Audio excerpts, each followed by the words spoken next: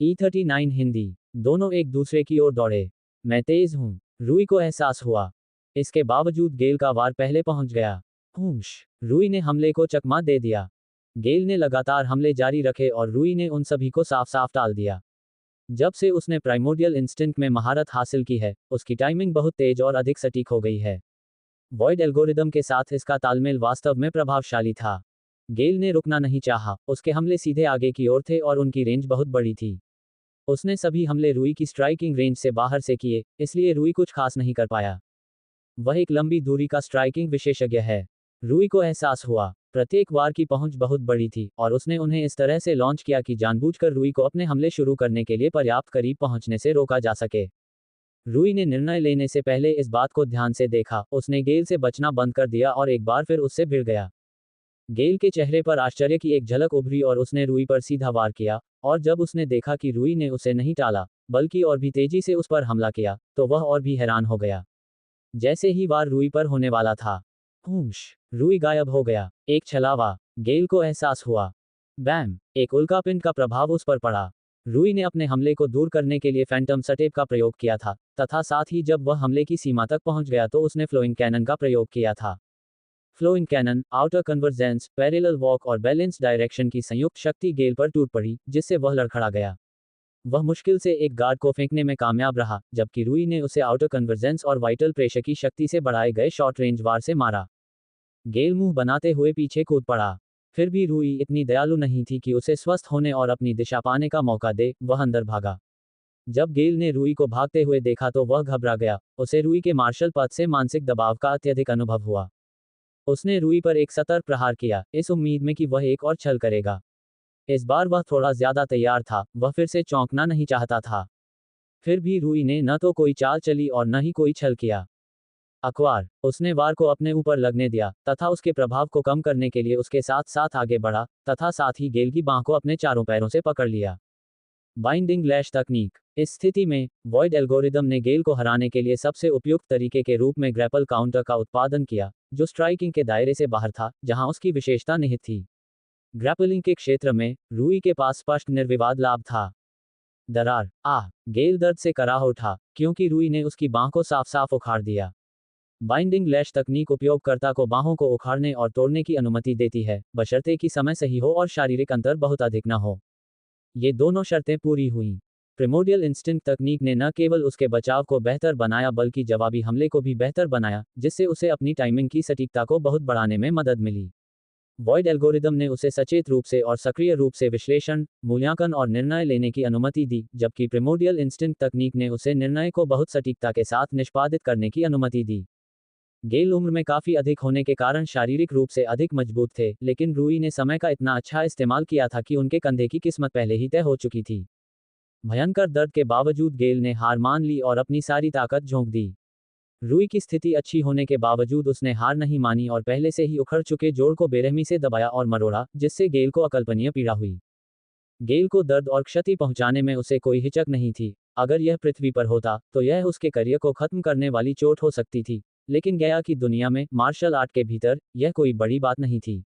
उपचार औषधियों ने सुनिश्चित किया कि गेल पूरी तरह से ठीक हो जाए। गेल ने रूई की बांह पर 3 बार थपथपाया, जिससे पता चलता है कि वह हार मान चुका है।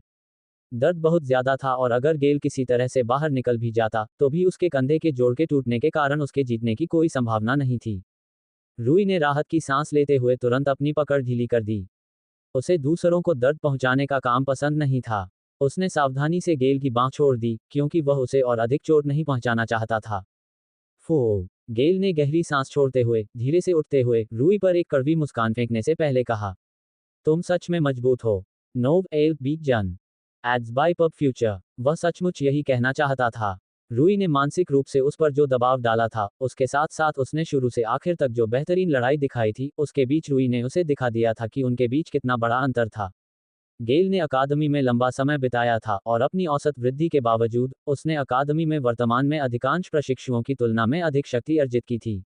लेकिन रूई ने फिर भी उसे आसानी से हरा दिया, जबकि वह खुद को भी रोके हुए था। गेल को यकीन था। अच्छा मुकाबला यार। रूई ने गेल के अच्छे हाथ में हाथ डाला।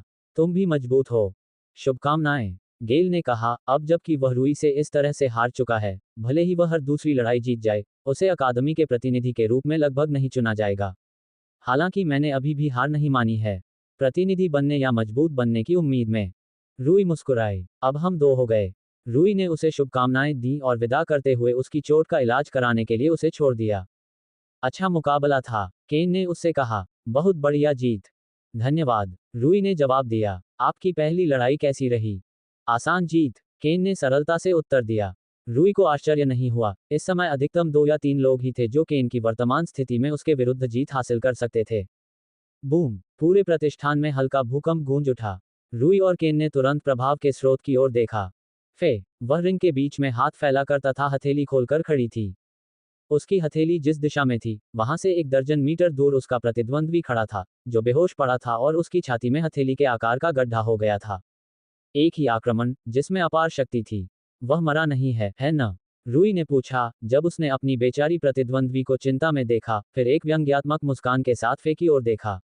लगता है कि हर कोई पहले की तुलना में कमजोर होता जा रहा है। वह हर किसी से लड़ने के लिए इंतजार नहीं कर सकता था। अकादमी में शामिल होने के समय से ही फे की शक्ति में बहुत वृद्धि हुई थी। रूई यह नहीं भूली कि 2 साल पहले भी वह नेल के साथ लगभग बराबरी की स्थिति में प्रतिस्पर्धा करने में सक्षम थी। वह 2 साल पहले की तुलना में बहुत अधिक शक्तिशाली हो गई थी। इस तथ्य के साथ साथ उसने अभी जो अविश्वसनीय शक्ति का प्रदर्शन किया था, उसने रूई को एक बार फिर उससे लड़ने के लिए उत्साहित कर दिया। इसका एक कारण यह भी था कि उसने वास्तव में उसे अभी तक किसी लड़ाई में नहीं हराया था। मुझे लगा कि यह इसलिए भी था क्योंकि हाल के दिनों में उनके बीच कोई गंभीर उचित मुकाबला नहीं हुआ था। रूई के तीसरे प्रशिक्षण चरण के बाद, जहां उसने आउटर कन्वर्जेंस में महारत हासिल कर ली थी, उसने तुरंत मिशन लेना शुरू कर दिया था और जब वह वापस लौटा, तो उसने तुरंत कैंड्रियन मार्शल फेस्टिवल और मार्शल कॉन्टेस्ट के लिए प्रशिक्षण लेना शुरू कर दिया था। उसके पास उसके खिलाफ मुकाबला करने का कोई अवसर ही नहीं था। इस बार मैं उसके खिलाफ अपनी पहली जीत हासिल करूंगा। जब भी वे प्रारंभिक प्रतियोगिता में एक दूसरे के खिलाफ लड़े, रूई जीतने के लिए दृढ़ थी। जब भी ऐसा हुआ। नवंबर LBJNN। चलो डेलन और मिलियाना के बीच मुकाबला देखते हैं, केन ने उसका ध्यान आकर्षित करते हुए कहा। ओह, रूई ने भौहें उठाईं। वे एक दूसरे के खिलाफ जोड़े गए। क्या संभावना है? हाँ, डेलेन एक मजबूत रक्षात्मक प्रकार का व्यक्ति था। वह भारी आक्रमण को सहन करने में सक्षम था और अकादमी में उन गिने चुने मार्शल प्रशिक्षुओं में से एक था जो फे के आक्रमण का सामना कर सकता था। इसकी तुलना में, मिलियाना एक सहनशक्ति उन्मुख मार्शल आर्टिस्ट थी, जिसकी लड़ने की शैली अपने प्रतिद्वंद्वी को परास्त करने पर केंद्रित थी। यह अच्छा मुकाबला नहीं है, रूई ने मन ही मन सोचा। वे दोनों अधिकांशतः निष्क्रिय योद्धा थे, इससे आमतौर पर धीमी और लंबी लड़ाई होती थी। जैसे ही वे रिंग में पहुंचे, रूई ने जो भविष्यवाणी की थी, वही हुआ। उन दोनों के बीच वास्तविक लड़ाई के बजाय एक दूसरे को घूरने की होड़ मची हुई थी। जैसा कि उम्मीद थी, रूई ने आह भरी। वह इसके लिए उन्हें दोषी नहीं ठहरा सकता था, वे केवल अपनी मार्शल आर्ट के प्रति सच्चे थे। और उनमें से किसी ने भी आक्रामक हमला नहीं किया। आखिरकार डेलन ने अपना सिर हिलाया और कुछ झटके मारने शुरू कर दिए। समस्या ये थी कि उसे पहल करनी थी क्योंकि अगर वे बस एक दूसरे को घूरते रहे, तो वह खड़े होने पर भी उससे ज्यादा समय तक टिककर जीत जाएगी। जो व्यक्ति स्वयं को सहनशक्ति के लिए समर्पित कर देगा, वह प्रत्येक कार्य को न्यूनतम ऊर्जा के साथ पूरा करने में सक्षम हो जाएगा। यही कारण है कि डेलन को चरित्र को तोड़ना पड़ा और हमला करना पड़ा। भले ही वह एक रक्षात्मक मार्शल आर्टिस्ट था, उसे हमला करने की जरूरत थी। अपने विशाल आकार के साथ, ये गारंटी थी कि वह उससे ज्यादा जल्दी थक जाएगा, उसे कुछ लचीलापन दिखाने की जरूरत थी। भले ही वह फे की तरह आक्रामक हमला न करे, लेकिन वह कम से कम गतिरोध की स्थिति में नहीं आ सकता था। वह लगातार मुकों का आदान प्रदान करता रहा, जिससे मिलियाना को कम से कम उससे भिड़ने के लिए मजबूर होना पड़ा, जिससे उसे संभावित रूप से लड़ाई जीतने का अवसर मिल गया। इसमें बहुत समय लगेगा, रूई ने आह भरी। प्रारंभिक प्रतियोगिता के मैचों में समय सीमा नहीं थी। ऐसा इसलिए था क्योंकि समय सीमा कुछ मार्शल आर्ट को दूसरों की तुलना में अधिक प्रभावित करती थी और कई मार्शल आर्टिस्टों पर नकारात्मक प्रभाव डालती थी। मिलियाना अकेले ही एक अच्छा उदाहरण था। आधे घंटे की समय सीमा वाले टूर्नामेंट में जीत उसके लिए लगभग असंभव होगी। वह सबसे कमजोर मार्शल अप्रेंटिस के अलावा किसी को भी नहीं हरा पाएगी। यह उसके प्रति बेहद अनुचित था और इसलिए नियम लड़ाई की समय अवधि को सीमित नहीं करेंगे। रूई ने अनुमान लगाया कि डेलन की उसके खिलाफ लड़ाई खत्म होने में कम से कम 1/4 दिन का समय लगेगा। कौन जीतेगा, ये कहना उसके लिए मुश्किल था। वे दोनों इतने करीब थे कि किसी भी पक्ष के जीतने की संभावना बहुत अधिक या कम नहीं थी। यह बारीकियों और लड़ाई वास्तव में कैसे सामने आए, इस पर निर्भर करेगा। जब उसने उन दोनों के बीच संघर्ष देखा तो उसे लगा कि दोनों में सुधार हुआ है। डेलन ने अपनी मार्शल आर्ट में थोड़ा विविधता ला दी थी, वह हमेशा से ही डिफेंस में माहिर थे। हाल ही तक उनके पास अन्य क्षेत्रों जैसे कि आक्रमण, पैंतरेबाजी, पूरक और ग्रैपलिंग आदि के लिए केवल एक ही आधारभूत तकनीक थी। उनका आक्रामक खेल सबसे कमजोर है। हाल ही तक उनके पास आक्रामक खेल के लिए वाइटल प्रेशर के अलावा कुछ भी नहीं था। पूरी लाइब्रेरी में सबसे बुनियादी स्ट्राइकिंग तकनीक, यह विशेष रूप से उसकी गलती नहीं थी। केवल रूई ही एक ऐसा विलक्षण व्यक्ति था जो 18 महीनों में 17 तकनीकों में महारत हासिल कर सकता था। बाकी सभी लोग उसी समय सीमा में औसतन केवल 4-5 मध्यम श्रेणी की तकनीकों में ही महारत हासिल कर पाते। उन्हें अपनी नींव बनाने में कुछ वर्ष लग गए ताकि विभिन्न प्रकार के हमलों के लिए रक्षा तकनीक तैयार की जा सके, ताकि यह सुनिश्चित किया जा सके कि वे अधिक से अधिक प्रकार के हमलों से बचाव करने में सक्षम होंगे तथा उनसे निपटने की संभावना को बढ़ा सकेंगे। इस आधारशिला के निर्माण के बाद ही उन्होंने अन्य क्षेत्रों और कक्षाओं की तकनीकों में निपुणता प्राप्त करने के लिए कुछ समय और ऊर्जा समर्पित करने का निर्णय लिया। दूसरी ओर मिलियाना बिल्कुल इसके विपरीत थी। वह शुरू से ही विविधतापूर्ण थी, जहां तक लड़ाई के विभिन्न पहलुओं पर उसका जोर था। उसने आक्रमण, बचाव या युद्धाभ्यास पर कोई अतिरिक्त जोर नहीं दिया। उसने अपना सारा जोर पूरक तकनीकों पर दिया, विशेष रूप से सहनशक्ति पूरक तकनीकों पर। जबकि रूई के पास हेलिकल ब्रीदिंग में सिर्फ एक स्टैमिना सप्लीमेंट्री तकनीक थी, उसके पास 7 थे। 7 तकनीकें जो उसके ऊर्जा भंडार, दक्षता और दीर्घायु को यथासंभव बढ़ाती थीं। जब स्टैमिना की बात आती है तो वह अकादमी में किसी भी अन्य मार्शल अप्रेंटिस से बेजोड़ थी, शायद इस समय नेल से भी। नेल के पास एक भी सहनशक्ति उन्मुख प्रशिक्षु स्तर की तकनीक नहीं थी, और भले ही उसकी सहनशक्ति शुरू में बेहतर थी और उम्र के कारण संभवतः बढ़ गई थी, प्रशिक्षु स्तर की तकनीकों के कारण होने वाली खगोलीय वृद्धि को कम करके नहीं आंका जा सकता था।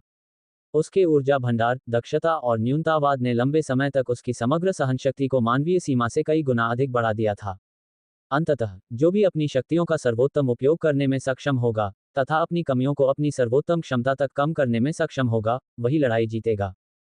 पाव पाव पाव, डेलन ने मिलियाना पर कई वार किए, जिसे उसने गार्ड बनाकर आसानी से रोक दिया। हूश, उसने एक बार फिर आने वाले किक को चकमा दिया तथा कुछ और वारों को रोका। पाव पाव पाव, उसने ज्यादा आक्रमण नहीं किया। इस निर्णय को रूई ने मंजूरी दे दी। डेलन की रक्षात्मक क्षमता अकादमी में शीर्ष 3 में थी। 6 फुट लंबे विशालकाय शरीर, भारी हड्डियों और मांसपेशियों के साथ साथ 8 रक्षा उन्मुख तकनीकों के साथ, वह एक विशुद्ध टैंक था। उसे चोट पहुंचाना एक अविश्वसनीय रूप से कठिन काम था। जहां तक विशुद्ध रूप से आक्रमण का सामना करने की क्षमता की बात है, केवल फे और शायद कुछ अन्य ही साधारण हमलों के माध्यम से उसे सीधे तौर पर महत्वपूर्ण नुकसान पहुंचा सकते थे। मिलियाना जैसी कोई भी महिला, जिसके आक्रामक तरीके विशेष रूप से प्रभावशाली नहीं थे, उस पर तब तक एक खरोंच भी नहीं पहुंचा पाएगी जब तक कि वह किसी तरह से उसकी आंखों या किसी अन्य ऐसे स्थान पर अपना सबसे मजबूत हमला करने में कामयाब न हो जाए जो समान रूप से कमजोर हो। यदि वह उसके पूरी तरह जल जाने का इंतजार करती तो उसके जीतने की संभावना बहुत अधिक होती। रूई को जो बात दिलचस्प लगी वह ये थी कि उसने अपने हमलों को किस तरह से संभाला। उसने जो भी बचाव चुना वह दक्षता के मामले में सबसे उपयुक्त था। उसने तेज और तेज वार को रोक दिया क्योंकि उनकी गति और संख्या के कारण उन्हें चकमा देना मुश्किल था, उसे ज्यादा ऊर्जा खर्च करनी पड़ती। इसके अलावा वार में तेजी के बदले में शक्ति की कमी थी। वह किक और भारी झटकों जैसे अधिक शक्तिशाली हमलों से बच जाती थी। आमतौर पर तेज जैब की तुलना में इन हमलों को जमीन पर उतरने में अधिक समय लगता था। ऐसा इसलिए था क्योंकि संवेग और टॉर्क बढ़ाने के लिए इन्हें आमतौर पर अधिक दूरी से फेंका जाता था। उसे इस बात का सही संतुलन खोजना था कि कितनी क्षति के लिए ऊर्जा को रोकने के बजाय उसे चकमा देने में खर्च करना उचित है। उसे यथासंभव लंबे समय तक चलने के लिए दक्षता को अधिकतम करने के लिए सटीक सीमा का पता लगाने की आवश्यकता थी। उसे यकीन नहीं था कि वह पूरी तरह से सटीक थी, लेकिन वह अधिकांश भाग के लिए अच्छा काम कर रही थी। आखिरकार यह एक महत्वाकांक्षी लक्ष्य था। 100% सटीक होना एक कठिन काम था और रूई को यकीन था कि वह इसे पूरा नहीं कर पाएगा। हूश, डेलन ने टेकडाउन के लिए हमला किया, जिसे मिलियाना ने टालने का निर्णय लिया। यह एक और निर्णय था जिसे रूई ने दोनों से ही मंजूरी दी। एक पुरुष और विशेष रूप से बड़े और मजबूत व्यक्ति के रूप में डेलन को मिलियाना के खिलाफ शारीरिक रूप से एक महत्वपूर्ण लाभ था। शारीरिक रूप से जूझने में स्ट्राइकिंग की तुलना में शारीरिकता बहुत अधिक मायने रखती है। इसके अलावा हाथापाई में बहुत ज्यादा ऊर्जा की जरूरत होती है। इससे ताकत बहुत तेजी से खत्म होती है, जबकि हमला करने से ताकत कम होती है और यह मिलियाना की ताकत बचाने की मार्शल आर्ट के खिलाफ है। यदि वह कुश्ती लड़ना चुनती तो इसमें कोई संदेह नहीं था कि उसे बहुत नुकसान होगा। इसके अलावा डेलन की ग्रैपलिंग डिफेंस निस्संदेह प्रभावशाली होने वाली थी।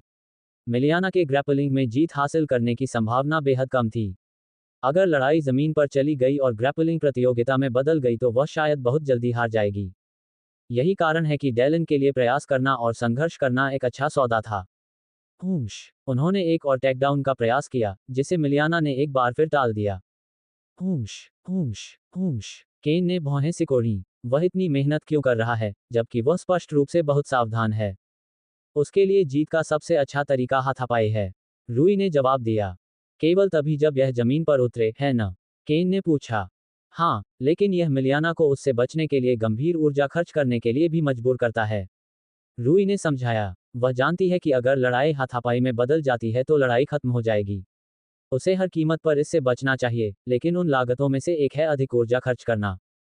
केन ने सिर हिलाया क्योंकि उसने उसकी बचने की तकनीक देखी थी। एक बचने की रणनीति विशेषज्ञ के रूप में, वह देख सकता था कि वह डेलन से बचने के लिए बहुत अधिक ऊर्जा खर्च कर रही थी। उसकी बचने की तकनीक निश्चित रूप से ऊर्जा गहन है। मैं कह सकता हूं कि उसे उच्च ऊर्जा बचने का बिल्कुल भी अनुभव नहीं है।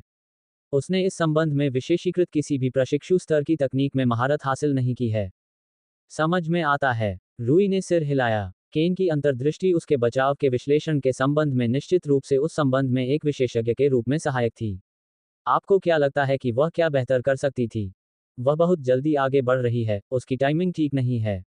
केन ने समझाया। इससे कोई मदद नहीं मिलती, क्योंकि अगर आप बहुत जल्दी आगे बढ़ते हैं, तो आपका प्रतिद्वंद्वी सिर्फ हमले में देरी करेगा, इसलिए मैं हमेशा सबसे पहले आगे बढ़ता हूं जब मेरे प्रतिद्वंद्वी के लिए हमला रद्द करने के लिए बहुत देर हो चुकी होती है। फिर भी, उसकी टाइमिंग वाकई बहुत खराब है। वह पागल है। रूई ने उसे आदिम वृत्ति से देखते हुए समझाया। वह जरूरत से ज्यादा परेशान है, लेकिन ये सबसे बुरी बात नहीं है। तो फिर क्या है? केन ने आंख उठाई। इस दर से, वह दिलेन की तुलना में अधिक ऊर्जा जलाएगी। रूई ने उत्तर दिया। केन ने अपनी आंखें सिकोड़ ली क्योंकि उसने उनकी हरकतों को देखा। आपको लगता होगा कि उसके पास हाथापाई का कोई उपाय होगा। बचना ही उसका प्रतिकार है। रूई ने कहा। समस्या यह है कि डेलन के पंख बहुत बड़े हैं, क्योंकि वह बहुत बड़ा है। उसे उस तक पहुंचने के लिए बहुत अधिक ऊर्जा खर्च करने की जरूरत नहीं है, लेकिन उसे उससे बचने के लिए ऊर्जा खर्च करने की जरूरत है। उसका भ्रम और डेलन की बड़ी पहुंच ही उसकी गेम प्लान को बिगाड़ रही है। वे दोनों लड़ाई देखते रहे। डेलन को यह भी एहसास हो गया था कि जीतने का उसका एकमात्र तरीका हाथापाई करना था। मिलियाना को और भी ज्यादा पसीना आने लगा। डेलन को सिर्फ अपने आकार और पंखों की चौड़ाई का इस्तेमाल करके उसे घेरने और पकड़ने की धमकी देनी थी, जबकि उसे उससे दूर भागने और चक्कर लगाने में ऊर्जा खर्च करनी थी। हालांकि उसके पास कई सहनशक्ति उन्मुक्त तकनीकें थीं, लेकिन वे अलग अलग स्थितियों के लिए थीं। उसकी सहनशक्ति उन्मुक्त तकनीकों का एक अच्छा हिस्सा आक्रमण के लिए था, दूसरा अच्छा हिस्सा बचाव के लिए था, उनमें से एक अलग वातावरण के लिए था और इससे केवल कुछ ही पैंतरेबाजी के लिए बचे थे। इसका मतलब है कि उसकी बहुत सी तकनीकें इस विशेष संबंध में उसकी बहुत मदद नहीं कर रही थीं। वे दोनों बहुत ऊर्जा खर्च कर रहे थे, लेकिन अंततः उससे गलती हो गई। अखबार। डेलन ने उसे बस थोड़ी सी पकड़ बनाने में कामयाबी हासिल की, और यही काफी था। वे जमीन पर झगड़ रहे थे, जबकि डेलन ने अपनी शारीरिक क्षमता का अधिकतम लाभ उठाया, साथ ही लॉक और पकड़ का मुकाबला करने के लिए अपनी ग्रैपलिंग रक्षा तकनीकों का भी इस्तेमाल किया। और 5 मिनट के भीतर ही उसने टैप कर दिया। रूई को पहले से ही इस परिणाम की उम्मीद थी, और वह केवल अपरिहार्य घटना के घटित होने का इंतजार कर रही थी। अच्छी लड़ाई थी। रूई ने सिर हिलाया। खुश हो जाओ, फे ने कहा। तुमने अच्छा काम किया। डेलन ने सिर हिलाया। यह एक कठिन लड़ाई थी। अगर मैं अंत तक तुम्हें नहीं पकड़ता, तो तुम्हारे जीतने की पूरी संभावना थी। मिलियाना ने हल्की सी आह भरी और सिर हिलाया। वह बहुत ज्यादा भावपूर्ण नहीं थी, लेकिन हर कोई देख सकता था कि वह अपने पहले ही मैच में हार से निराश थी। सबसे अच्छी बात यह है कि आप अपनी रणनीति में थोड़ा बदलाव करके आसानी से सुधार कर सकते हैं। रूई ने उसे प्रोत्साहित करते हुए कहा। लड़ाई खत्म हो चुकी थी और वे सभी 5 लोग अपनी पहली लड़ाई के बाद एकत्र हुए थे। जैसे ही केन उसे सांत्वना देने की कोशिश करने वाला था, एक आवाज ने उसे रोक दिया। प्रशिक्षु केन अर्नकार, एक स्टाफ सदस्य ने संबोधित किया। आपका दूसरा आधिकारिक मैच तैयार है। केन का चेहरा उतर गया और उसने बिना कुछ कहे सिर हिला दिया। मैं बाद में तुम लोगों से मिलूंगा। रिंग में जाने से पहले सभी ने उसे शुभकामनाएं दी। केन ने अपनी लड़ाई उन सभी से पहले खत्म कर ली थी, इसलिए ये समझ में आता है कि उसे उन सभी से पहले ही लड़ाई सौंप दी गई थी, खासकर उसे अपनी पहली लड़ाई सबसे बाद में सौंपी गई थी।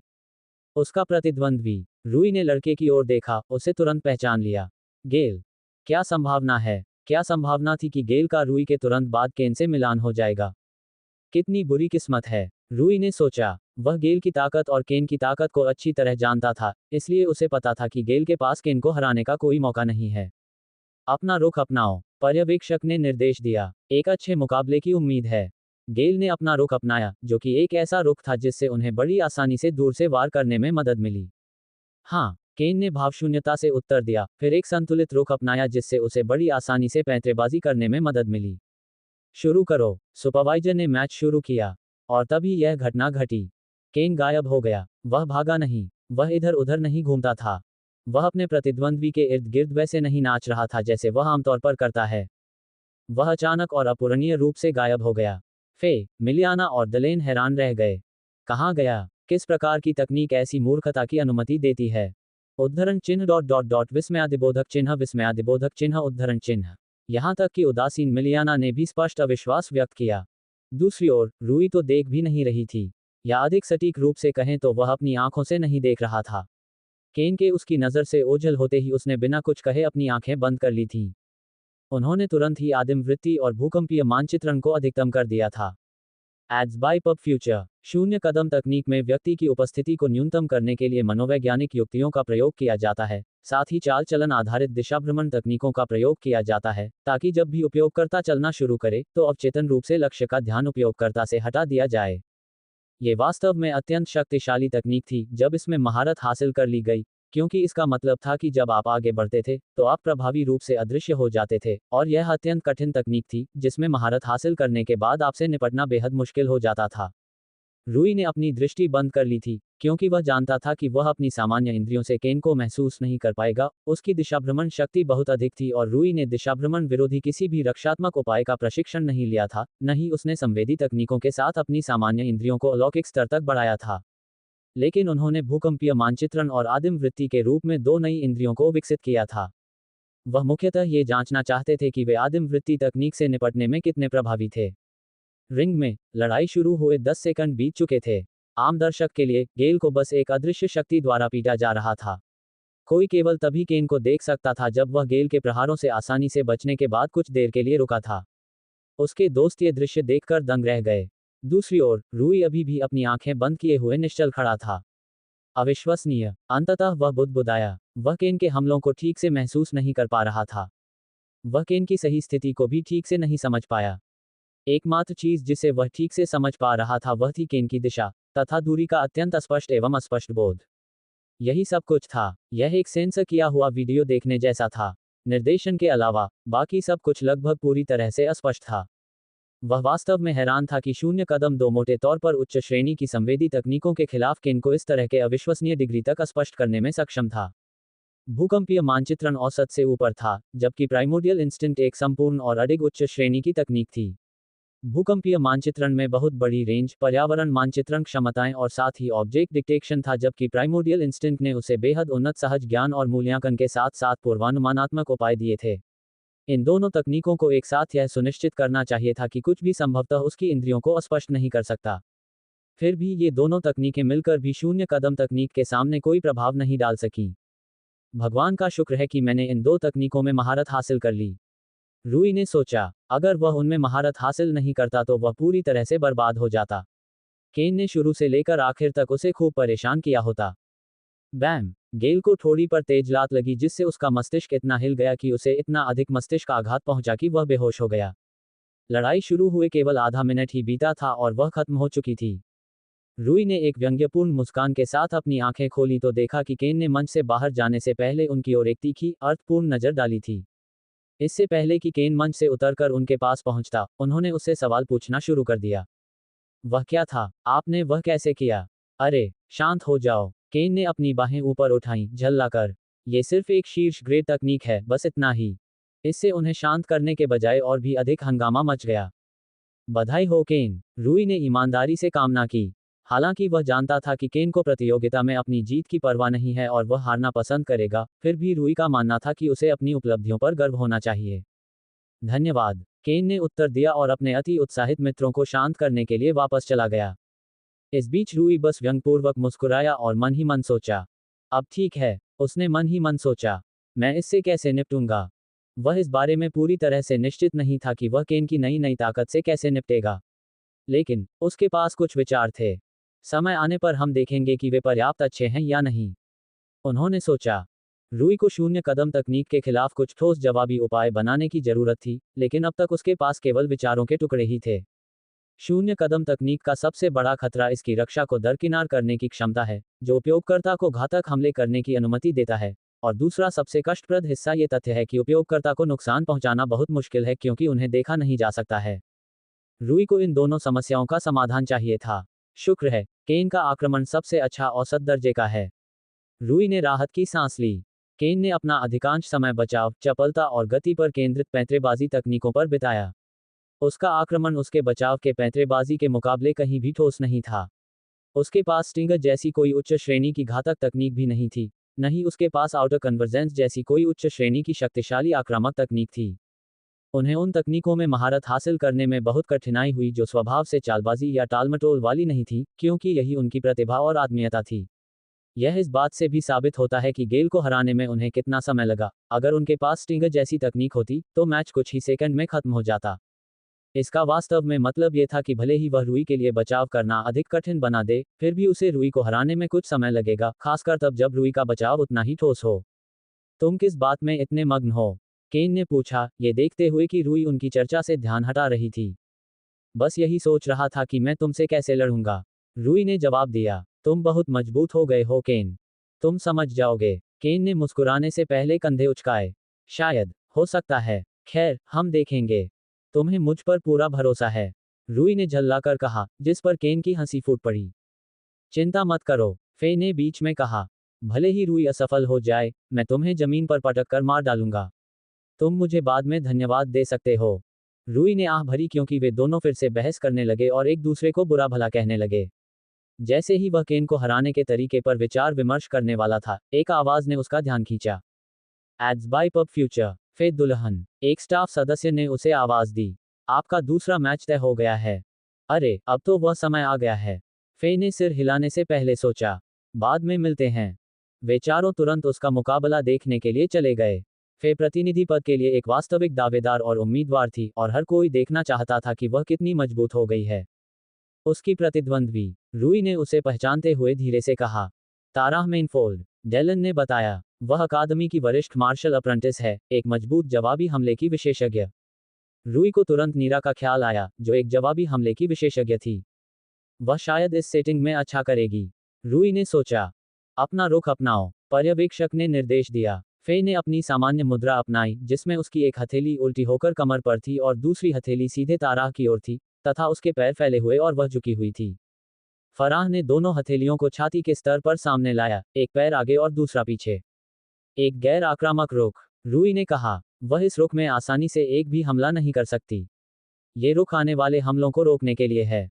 ये बात तो सही है। डिलेन ने सिर हिलाया। एड्स बाय पब फ्यूचर, क्या वह फे के हमलों को रोक पाएगी? केन ने आश्चर्य से पूछा। वे सभी फे के शरीर में कुंडलित शक्ति को महसूस कर सकते थे, खासकर रूई। उसकी मांसपेशियों में संभावित ऊर्जा की मात्रा रूई की आदिम वृत्ति को झुंझुनी और चुभन दे रही थी। हम देखेंगे, रूई ने खुले मन से कहा। उसे नहीं लगता था कि यह वास्तव में संभव है, लेकिन उसने अपना निर्णय सुरक्षित रखने का फैसला किया। जवाबी हमले के विशेषज्ञ काफी मुश्किल हो सकते थे, क्योंकि उनकी लड़ाई स्वाभाविक रूप से असममित और नर्म थी। इसका मतलब यह था कि उन्होंने अपनी ऊर्जा के साथ साथ अपने प्रतिद्वंद्वी की ऊर्जा का भी संयोजन अपने विरुद्ध प्रयोग किया। शुरू करो, सुपरवाइजर ने लड़ाई शुरू कर दी। बूम, फे ने ताराह पर हमला किया, उसकी छलांग की ताकत ने पूरे रिंग में हल्की गूंज पैदा कर दी।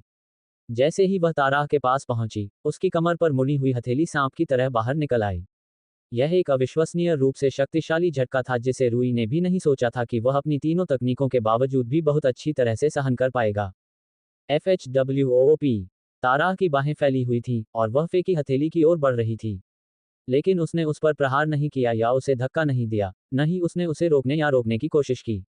इसके बजाय, उसने उसे अंदर की ओर खींचा, अपनी हथेली की दिशा में बदलाव करते हुए आंशिक रूप से साइड स्टेपिंग भी की। हूश, एड्स बाय पब फ्यूचर, फे का शरीर हवा में घूम गया, वह उछली और रिंग के दूसरी ओर जा गिरी।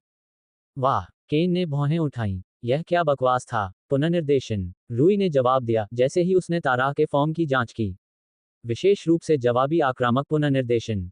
इसका क्या मतलब है? केन ने भ्रमित होकर अपना सिर झुकाया।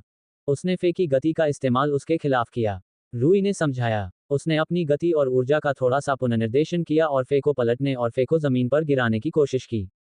लेकिन वह असफल रही। उसने फे की संतुलन की भावना के साथ साथ अपनी शक्ति पर उसके उत्कृष्ट नियंत्रण को भी कम करके आंका। केन ने अपनी आंखें सिकोड़ ली क्योंकि वह लुई द्वारा बताई गई बात को पचा रहा था। फे ने बहुत सुधार किया है। बहुत सुधार किया है, लुई ने सिर हिलाया। जब वह अकादमी में शामिल हुई थी, तब भी उसकी शैली में बहुत कमियां थीं। लेकिन उसने हर तरह से सुधार किया है। इसके अलावा, उसने कुछ उच्च श्रेणी की आक्रामक तकनीकों में महारत हासिल कर ली है और तब से उसकी शक्ति आसमान छू रही है। उसे हराना बहुत मुश्किल होगा। लेकिन केन ने पूछा, लेकिन तारा उसके साथ बहुत अच्छी तरह से मेल खाती है। रूई ने आह भरी। फे के लिए ये थोड़ा दुर्भाग्यपूर्ण है, लेकिन तारा शायद अकादमी में 3 या 4 मार्शल प्रशिक्षुओं में से एक है जो फे की शक्ति का सामना कर सकती है। आखिरकार वह अपने विरोधियों की शक्ति का इस्तेमाल उसके खिलाफ करने में माहिर है। क्या आपको लगता है कि फे जीतेगा? केन ने पूछा। अगर वह सही रास्ता चुनती है तो वह ऐसा कर सकती है, रूई ने जवाब दिया। फिलहाल, हम बस यही देख सकते हैं कि वह ऐसा करती है या नहीं। उनका ध्यान फिर से लड़ाई पर आ गया। फे ने अभी तक अपना हमला फिर से शुरू नहीं किया था। वह सिर्फ इधर उधर घूम रही थी, तारा की प्रतिक्रियाओं का परीक्षण कर रही थी। वह शांत और संयमित है। रूई ने सहमति जताते हुए सिर हिलाया। वह इस पर सोचने के लिए अपना समय ले रही है क्योंकि वह जानती है कि वह ऐसा कर सकती है। तारा एक जवाबी हमले की विशेषज्ञ है, जिसका मतलब है कि फे के पास स्वाभाविक रूप से पहल करने की क्षमता है। उत्तर आपके सामने ही है, मुझे विश्वास है कि आप उसे पालेंगे।